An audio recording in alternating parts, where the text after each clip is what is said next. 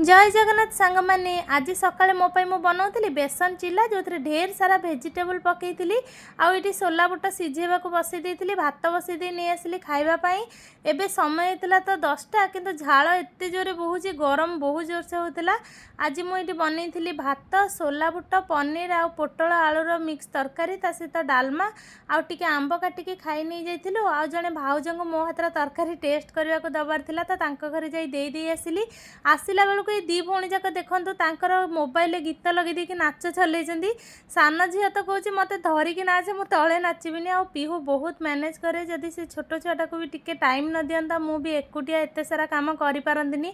तापर राति आज मु बनाऊली पिठा ता सहित ता पापा नहीं आसते मशरूम जोटा को आज तरकारी करथिले आ बहुत टेस्टी भी होता तो समस्त को खाइबा को देदेली ता सहित क्षीर आ बुंदिया भी नहीं खाइबा। वीडियो जदि भल लगी निहाती लाइक करी चैनल को प्लीज सांग माने सब्सक्राइब करने।